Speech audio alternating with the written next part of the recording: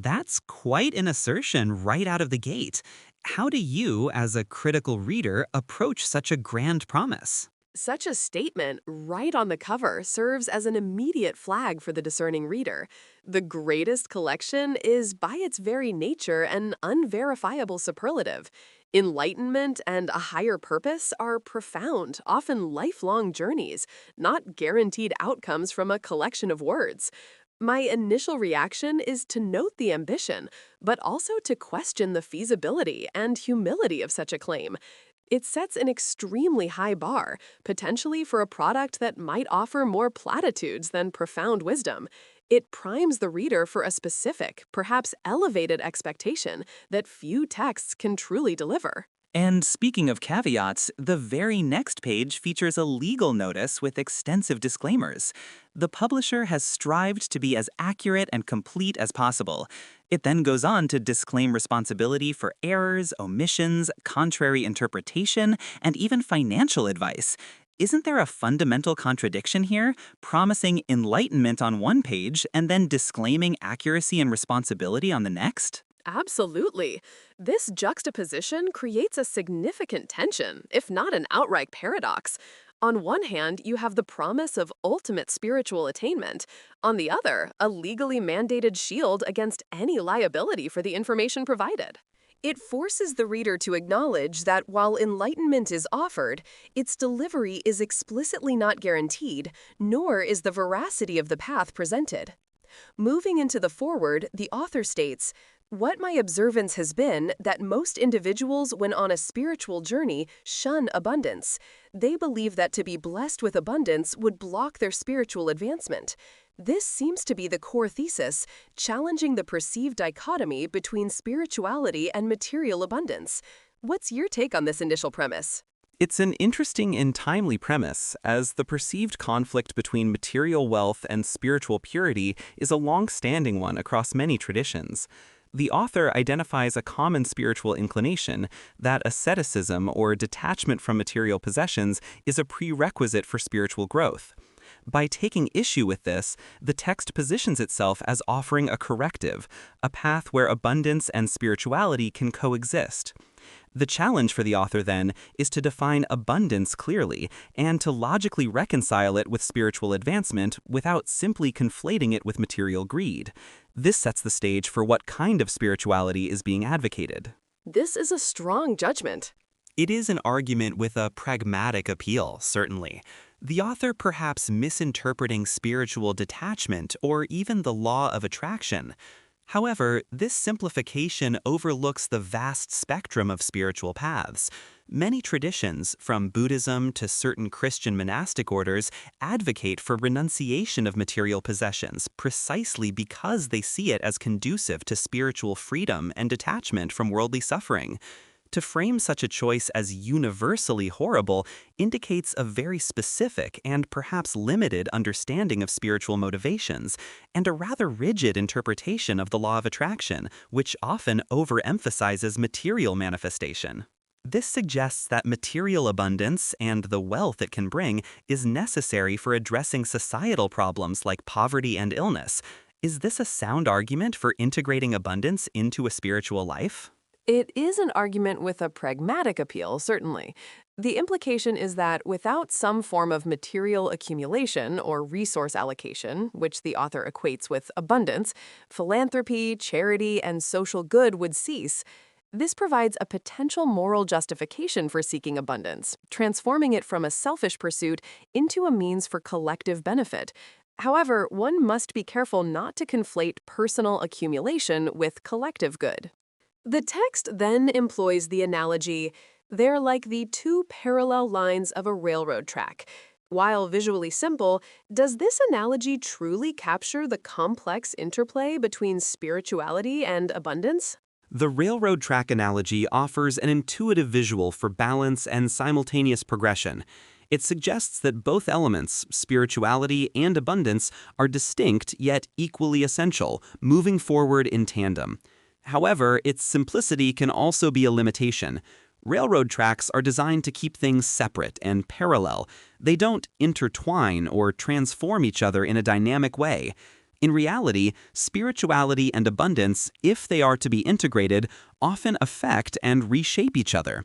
The analogy might miss the nuanced, interdependent, and sometimes challenging relationship where one can profoundly influence the nature and direction of the other, rather than merely running alongside it.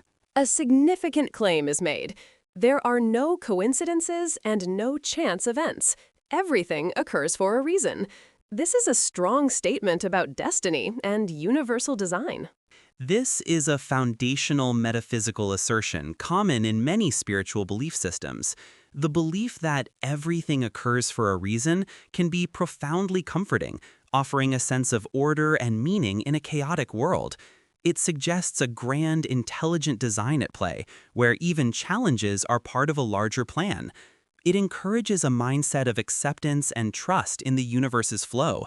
However, it can also lead to a form of fatalism, where individual agency might be diminished, or to a dangerous justification for any outcome, positive or negative, as meant to be, potentially absolving one of responsibility for actively shaping their reality or addressing injustice. The text later states, abundance really begins with you, inside you, not outside yourself. You send it out into the cosmos. In that way, you're increasing your own inner abundance by sharing it with other people. Is this a more nuanced approach than just manifesting wealth? Indeed, this represents a more sophisticated articulation of the abundance principle, moving beyond a purely transactional law of attraction where one simply asks for material gain. While gratitude begins within, the text aligns with many spiritual teachings that emphasize inner states, joy, love, gratitude, as the wellspring of true fulfillment. The boomerang effect of sharing suggests a reciprocal universe where generosity cultivates a richer inner and outer life. This is a healthier emphasis, focusing on giving as a means of increasing one's own sense of plenty, rather than a mere strategy for receiving. It grounds abundance in an internal experience and connection, rather than solely external acquisition, which is a significant strength of the argument. While gratitude is clearly beneficial, is there a point where an unwavering abundance mentality might become detached from reality, ignoring genuine scarcity or systemic inequalities? This is a critical point. Gratitude as a practice has immense psychological and emotional benefits, fostering contentment and positive outlook. The idea of a limitless supply of abundance can inspire hope and resilience. It can lead to an individualistic focus that overlooks or downplays legitimate external circumstances, such as economic hardship, systemic oppression, or environmental degradation, which genuinely contribute to scarcity for many. While personal mindset is powerful, it cannot unilaterally alter all external realities. There's a fine line between cultivating a positive internal state and becoming disengaged from the collective challenges and realities of the world. It's incredibly diverse, ranging from Ram Dass to Isaac of Nineveh, and then to contemporary self-help authors like Alan Rufus, and even an anecdote about Jesus from a faith hunter novel. Do these quotes collectively form a coherent spiritual philosophy, or do they feel more like a disparate collection of appealing sentiments? The collection is certainly diverse, reflecting a broad, almost indiscriminate approach to spiritual wisdom. While variety can be enriching, the sheer eclecticism here makes it challenging to discern a cohesive philosophical thread. Some quotes are indeed profound and widely recognized, like those from Ram Dass or Augustine. Others, particularly from less established or more commercial sources, feel more like motivational soundbites. The inclusion of a lengthy narrative about Jesus from a novel, rather than a canonical text, further blurs the lines, signaling an approach that prioritizes resonance over theological or philosophical rigor. It suggests a curation based on perceived inspirational value rather than systematic alignment with a particular school of thought, leading to a mosaic that may appeal broadly but lacks deep coherence. Let's consider the Ram Dass quote. The most exquisite paradox. As soon as you give it all up, you can have it all. As long as you want power, you can't have it. This seems almost contradictory to the text's earlier emphasis on desiring and attracting abundance. How do you reconcile these two ideas? That Ram Dass quote is a profound encapsulation of a central paradox in many spiritual paths. True acquisition often stems from non-attachment. It speaks to a different kind of having, one rooted in inner freedom and detachment from outcomes, rather than active desire and manifestation. This indeed presents a tension with the author's earlier assertions about the law of attraction and the horrible mental attitude of not wanting cash. The text itself struggles to reconcile these two poles, the New Age emphasis on deliberate manifestation of desires and the ancient wisdom tradition of letting go. It highlights an unaddressed philosophical cleavage within the book, leaving the reader to wonder whether they should be actively pursuing abundance or cultivating a state of non-desire to achieve it. Many are affirmations of positive self-identity and connection to the universe. However, some seem to contradict others. How do you interpret these seemingly conflicting mantras? This is a key example of the inherent tension we've been discussing, laid bare in the mantras themselves. The juxtaposition of releasing the need for constant material gain with affirmations of deserving the best and universal abundance flowing freely encapsulates the central dilemma of the text. This is a striking and frankly problematic conclusion. After an entire text that generally avoids specific religious doctrines and explicitly disclaims any warrant or representation of accuracy or outcome, the sudden introduction of a specific Sikh prayer, accompanied by an absolute guarantee of answered prayers, creates a significant dissonance. Firstly, it represents a departure from the non-denominational spirituality previously advocated. Secondly, the word guarantees here stands in direct, stark contradiction to the legal notice at the beginning, which disclaimed any responsibility for results. Chapter 4 features what the famous have to say about spirituality, with quotes from figures as diverse as Jenny McCarthy, Susan Sarandon, Pope Francis, and Tommy Chong. What is the author's strategy in including such an eclectic mix of celebrity opinions, and does it genuinely contribute to the depth or authority of the text's spiritual message? The inclusion of celebrity quotes, particularly such a diverse and occasionally unexpected array, appears to be an appeal to a form of contemporary cultural authority or relatability. The strategy likely aims to broaden the appeal of spirituality by demonstrating that it resonates across different walks of life, from actors to religious leaders to comedians. However, while it might make the concept feel more accessible, it often sacrifices depth and genuine spiritual insight for superficial endorsement. The value of a spiritual teaching should ideally reside in its intrinsic wisdom and verifiable impact, not in the fame of its proponents. The conclusion of the book takes an unexpected turn, emphasizing the need to clean your household, literally and figuratively, and eliminate old bad habits. This feels like a sudden shift to practical home organization. How does physical decluttering connect to the grand theme of spiritual abundance? The pivot to physical decluttering in the conclusion, while seemingly abrupt, can be interpreted as an attempt to concretize the abstract concept of abundance and bring it into the tangible realm of daily life. The underlying psychological premise is that external order often mirrors internal order. A cluttered physical space can reflect or even contribute to a cluttered mind, inhibiting the flow of positive energy or new opportunities.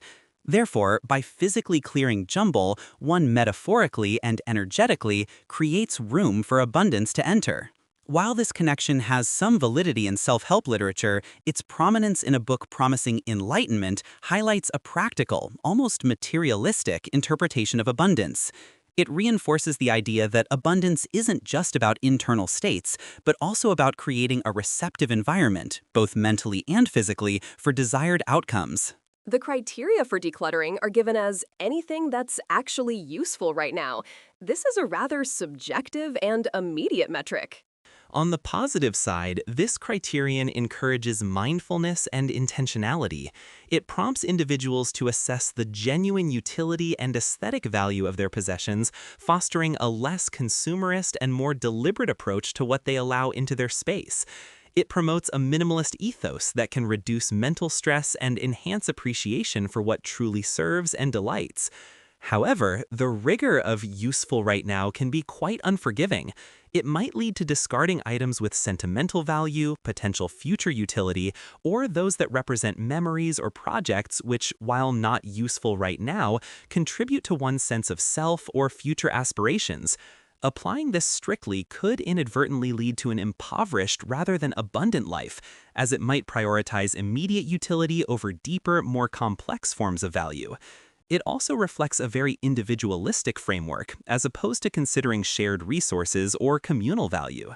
Professor, after critically examining this text, what is your overall assessment of its attempt to blend abundance and spirituality for the reader seeking enlightenment and a higher purpose?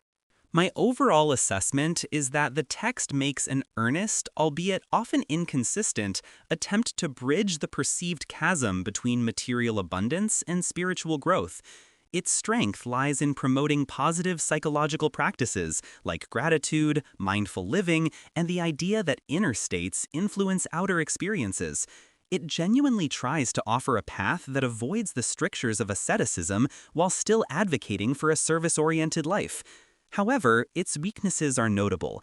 The text suffers from a lack of rigorous definition for both abundance and spirituality, often conflating material wealth with spiritual fulfillment. There's a persistent tension between its New Age-influenced law of attraction tenets, where desiring and attracting are key, and more traditional spiritual wisdom emphasizing non-attachment and letting go. This conceptual ambiguity is compounded by the glaring contradiction between its sweeping promises of enlightenment and guaranteed outcomes on one hand, and its extensive legal disclaimers on the other. The eclectic collection of quotes and the sudden shifts in focus, such as the extensive decluttering advice, further contribute to a sense of a compilation rather than a deeply integrated philosophical treatise. Ultimately, it offers a broad, accessible, but somewhat superficial and at times logically inconsistent guide to a contemporary understanding of abundant spirituality.